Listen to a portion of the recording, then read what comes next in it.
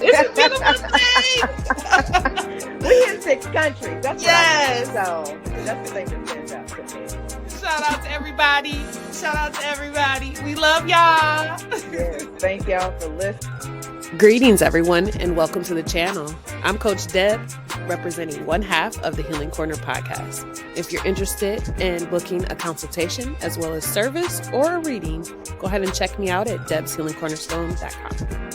I'm Coachyamz, owner of Healing is Work Coaching, and I help millennial professional women to live on purpose unapologetically and to help them to stop doing shit out of obligation. If you need help with that, reach out to me, coachyamz, YAMZ.com. Hello, friends, and welcome to another episode of the Healing Corner podcast.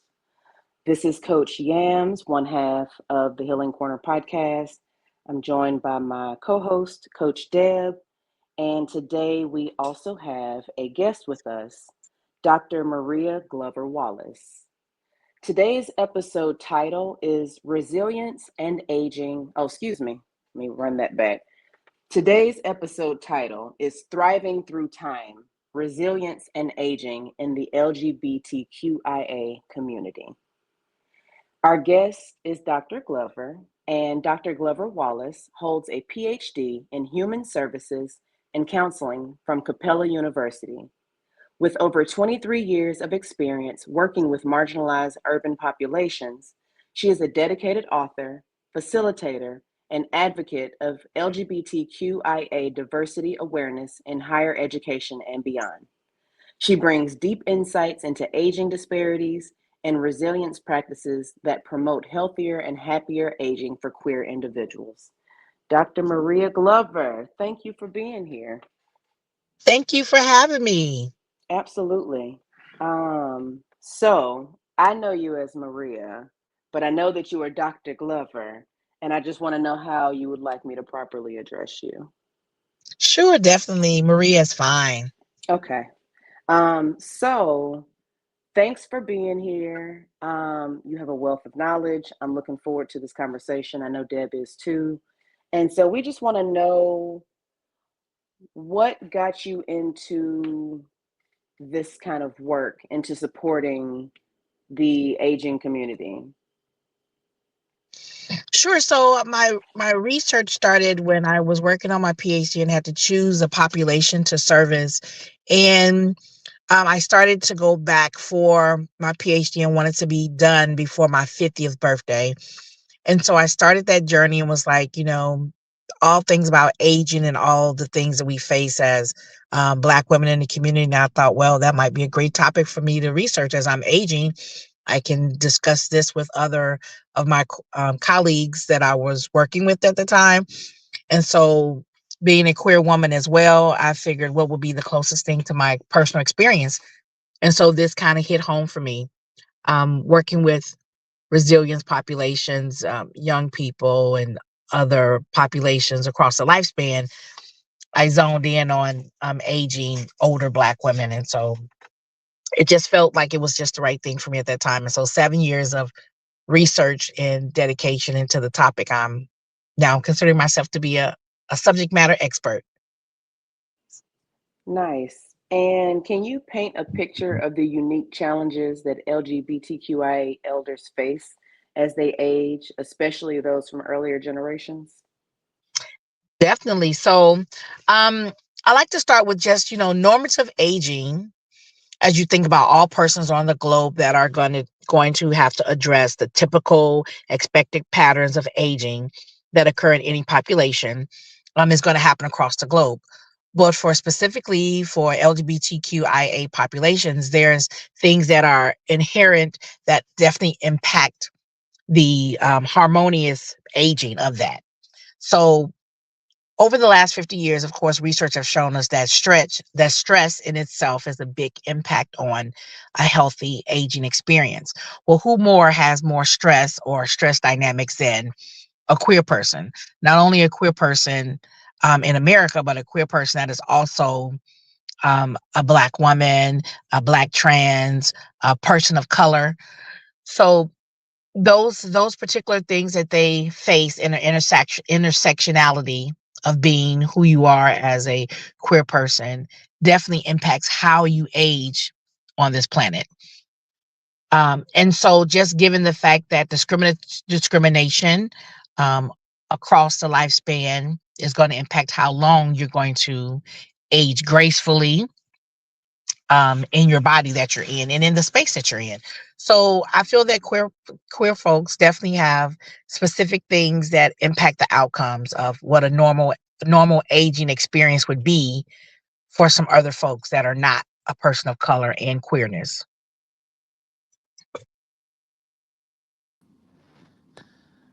Okay, thank you for that. My question is, I know that you do emphasize the importance of the community and resilience, but could you share some examples of how these factors contribute to a healthier aging individual? Sure, definitely. So LGBTQIA persons definitely have certain concerns and challenges as they're aging. Isolation being the biggest one. So isolation, availability, and access to community resources. Of course, health disparities, and then the biggest picture is the discrimination, which is racism, sexism, ageism, homophobia, as well as transphobia. So all of these things definitely impact how that aged experience is going to be. As far as isolation, not having the community, they may feel more isolated as they get older.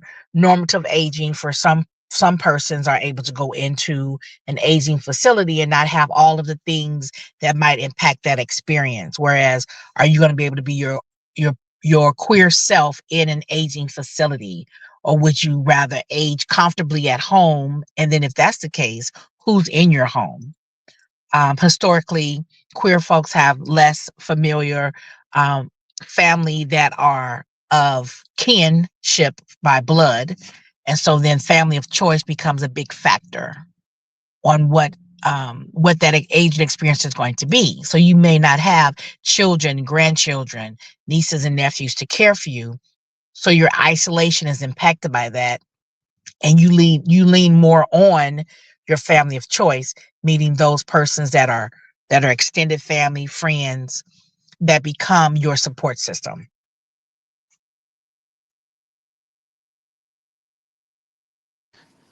I actually have a question. So when it comes to like aging, if it depends on like their lifestyle, what if they've had children before? Is that Mhm. like, does that impact, or is it kind of like you still see the same results when it comes to that?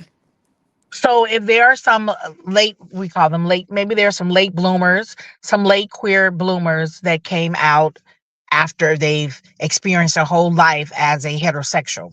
A perfect example would be me. I was married with 5 children with a husband for 25 years, came out as a lesbian, and now I'm married to a woman with our children and our grandchildren. So it's a different impact because I have those children from my first marriage, and so I have a whole family setting that's accepting that I can still access. That's not always the case for some that are coming into their queerness up in age that may not have the support of their family that they experience as a heterosexual.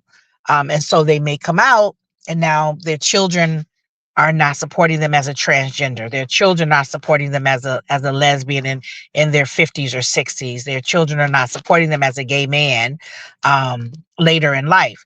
So they still have that impact of isolation from that dynamic, but they find a way to support that with family of choice. So it still impacts it in some ways. And in a blessing and a rarity, you do have those that are embraced. In my case, my children embraced me after divorcing my husband and embraced me marrying a woman.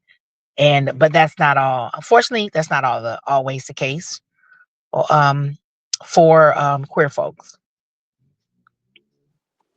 And then my question to follow up, specifically the isolation and seeking community, how do you recommend one go about finding community, making sure that community has like a space that Mhm, feels safe? How are we intentional about maintaining those relationships? Like what would you mhm. suggest to someone who is aging and is concerned about isolation? Definitely. So creating community is always the biggest impact on having harmonious aging. And when I say harmonious aging, I mean this is like a model of aging that recognizes the challenges and opportunities of aging for all people. And it emphasizes the interconnectedness of people, kind of the yin yang philosophy, and how important it is for you to either find or build community. So where there is none, you build community. I would say looking in locally social media settings or ways that you can then reach out to queer space, or maybe even gay friendly spaces where you can feel more accepted in your community. I would say definitely reaching out. Now, human service providers are not always great at this, but human service workers, social workers should have ways and resources for gay folks. That's not always the case. So you almost have to seek it out yourself. And so when you find community being more engaging of it. I can say that for me, when I was in Chicago and I was looking for a community of LGBTQ like-minded folks, I just kind of looked for the nearest center. And I meant it was a major city though. So I lived in a major city, and I just reached out to, at that particular time was Howard Brown was really big in Chicago, and they had all these services for queer folks. So I went there and found out when was there a meetup for lesbians, and I went to a meeting. And so I found all these women that I could talk to about my experience, but I had to seek that out. And where I live now in Nashville, I pretty much did the same thing. I relocated to Nashville 3 years ago.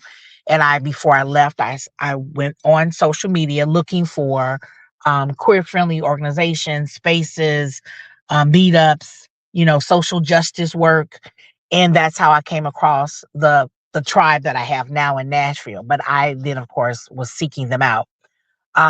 So for those that are not really good at that, unfortunately, you do have to do some work in looking for finding community or building your own community space if you have one or two people that you're out to and that you're feeling comfortable with, kind of creating that as to be your support system. Um, Having a strong support system is going to be the best way for you to maintain healthy aging. But I would say social justice organizations often have that connection. So if there's somebody that wants to get involved in social justice advocacy, you can often find queer spaces doing that work as well.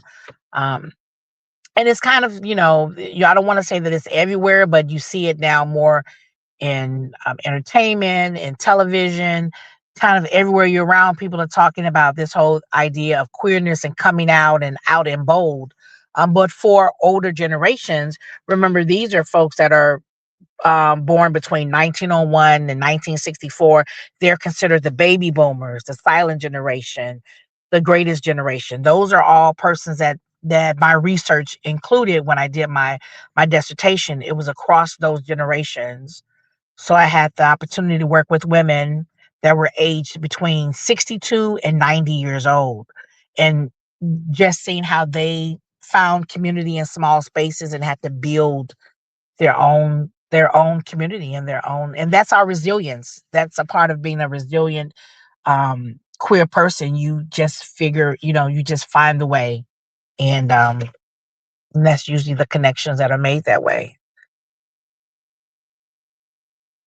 And I do have a follow-up question, because you said that your research spanned like 30 years, like women age range in 30 years. And so, like, with that, can you speak to the importance of intergenerational community engagement? Because, yes, Hmm. finding people that are in your same age is great because we want community that have similar experiences, and because bodies age at a certain rate, and somebody that's 70 is going to have a different understanding than somebody with a body that's 30. But Mm-hmm. in addition to that, there's so many other life things that are going on. So can you speak to the importance of intergenerational community? Definitely. I'm a big advocate for intergenerational community engagement. It's important to stay connected only to your cohort, but also reaching back to the generations that are coming, and then also making that connection. There's a great benefit in that. And sometimes through community services, they may have that. Maybe some community park districts may have opportunities, or some church settings, or faith-based organizations where they offer this exchange of the elders with the younger people. And that's really important in queer spaces, I think, as well. We have to do better at connecting younger queer folks with older queer folks, because um, it's a dynamic that it benefits both sides of it. Not always do the younger people see the benefit in speaking with an older person that's walked the walk and been through whatever they can imagine. We've kind of been through it. But as always, when you're young, you think that it's new, but nothing's new under the sun. So it's so very important that we make that connection. Now, finding space to do that, you have to be intentional with that. I found that in Nashville, we have Mashup. Mashup is an organization that has a cohort called Timeless Jewels, and that is our group of elders between the ages of 50 and up that participate in programming through Mashup Nashville. We then intentionally do it where it's open to anyone, so that we can have that exchange of intergenerational parties that can come, but specifically reaching out intentionally to the younger folks. I mean, they have a group of 30-year-olds, 40-year-olds. And so when they have events, they intentionally invite us as the elders of the community to come. So it's something that is very beneficial, but we have to keep it in mind and make it intentional when we think about how it's going to benefit both parties. But the intergenerational piece is so very important. Not so much on in faith-based organizations do you find that, unless it is a queer friendly faith organization. Here in Chicago, we fellowship at St. Martin's Chicago, and they are a queer congregation, but it's open and affirming. And so we have that. We have an intergenerational piece where we meet with younger people in the community as older gay folks. So it's rare, but it's there. You have to find it and look for it, or create it if you don't see it in your community, to create it. Thank you so much for sharing that. And then, so for me, I wanted to ask about the healthcare. So, healthcare Hmm. can be like a barrier for many already. So, Hmm. how does that work with the LGBTQIA elders? Like, how does the how is that being able to be advertised for them and Hmm. be able to find healthcare providers and resources?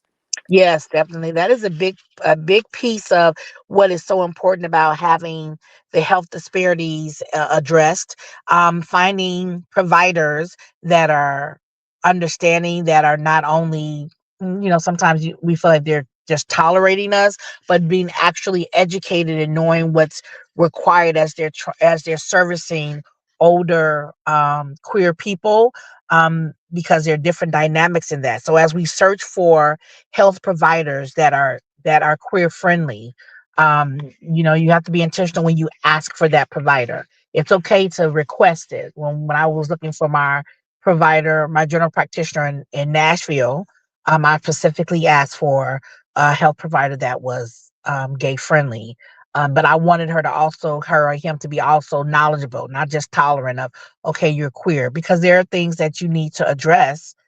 And with the older community, you have some elders that have been living in the closet, or living a closeted life, that never went to the doctor for any of the general things that we need, whether it be pap smears or breast mammograms or, you know, all kinds of things that you would do in normative aging was avoided because they did not feel the comfort level to go to the doctor to get a pap smear.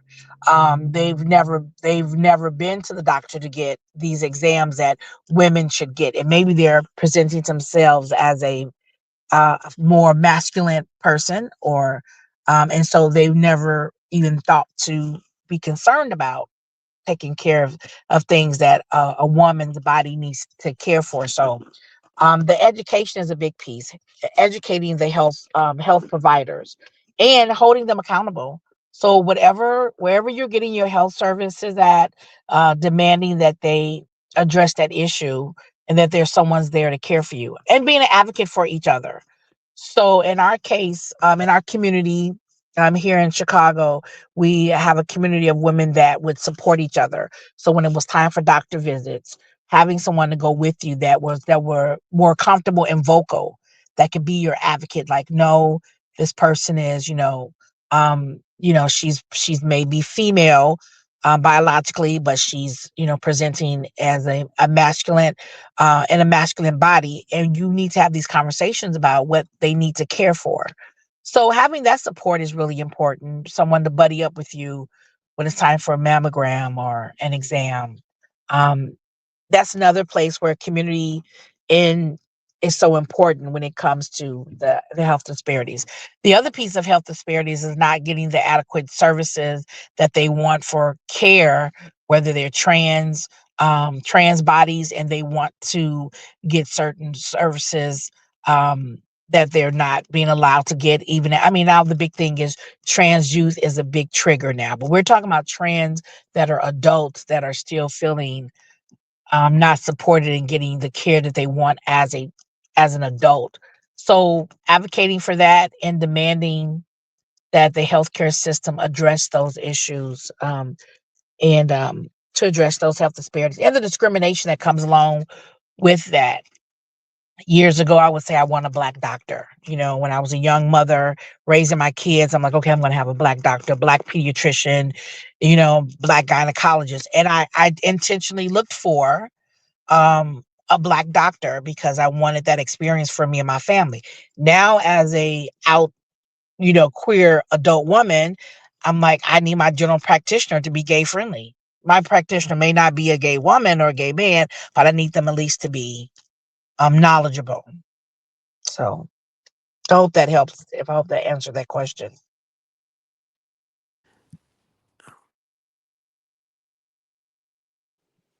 Did you have a follow up question, Dad?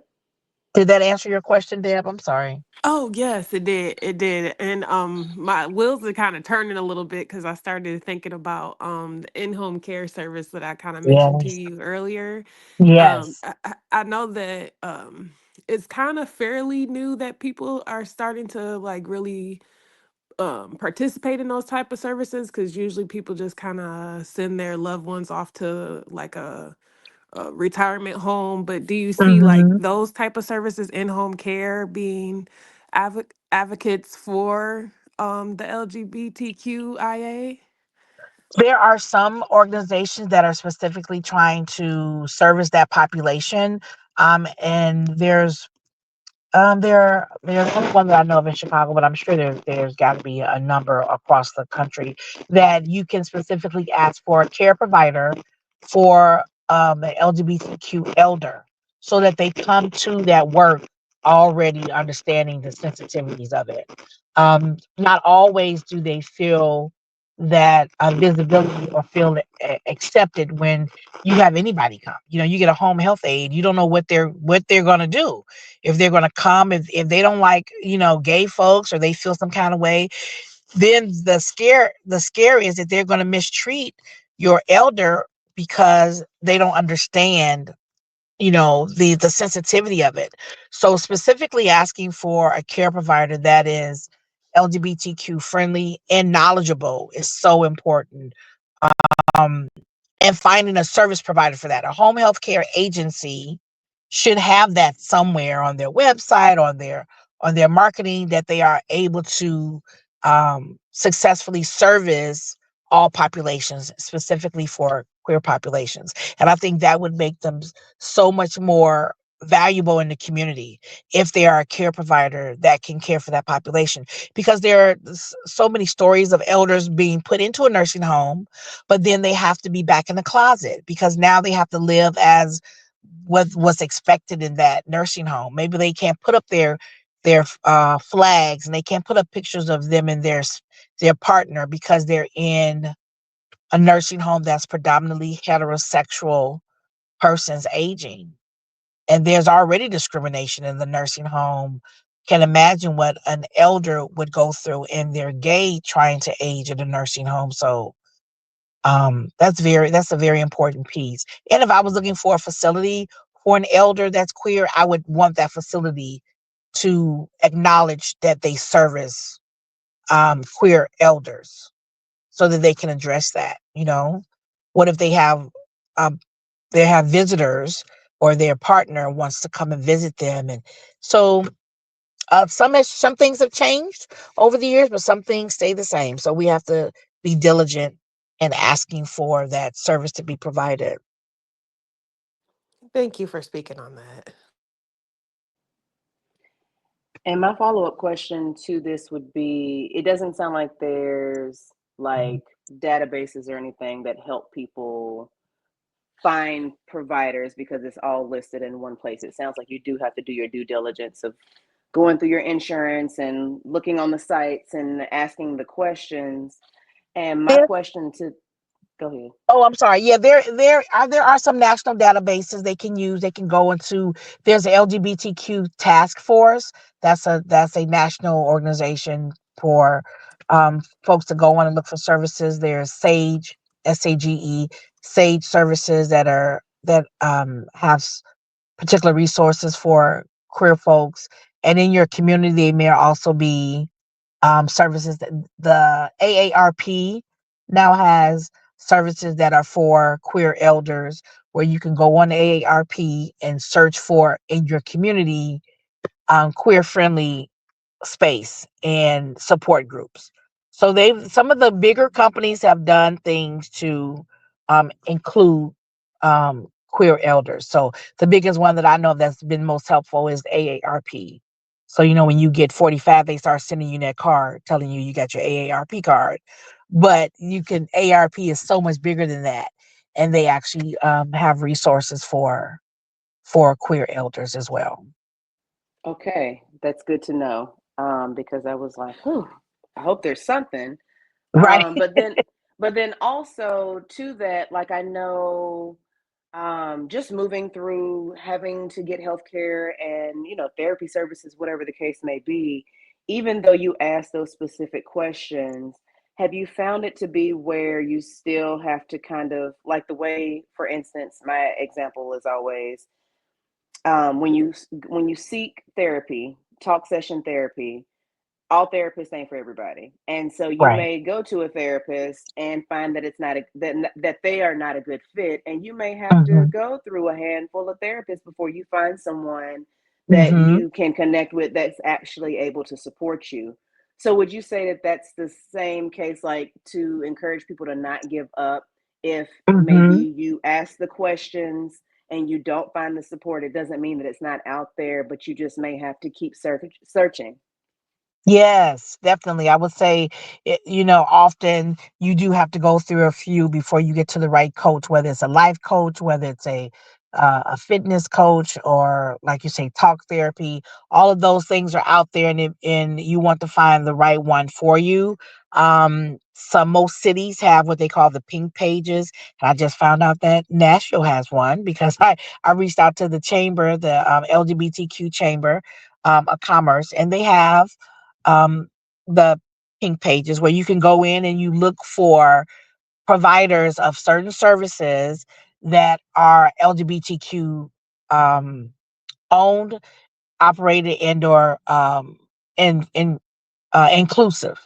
And so for that was really helpful because, of course, therapists were listed and things of that nature. So you do have to do the work, but there are definitely resources out there. That's very important. Therapy to assist and to assist with the harmonious aging, because stress is the biggest impact on whether or not you're going to age well.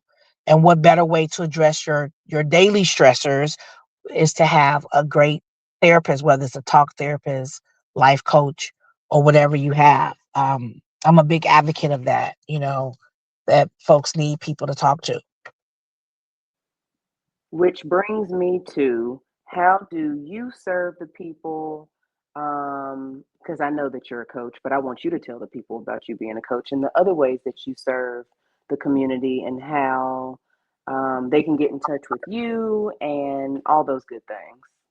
Sure, definitely. So, I do LGBTQ friendly and diversity inclusion work in corporate America. I've been working in higher education for a while now. So, like whether it's one of our ERGs at my current company, or being invited to speak on, pronouns and inclusion and things like that, I do that work.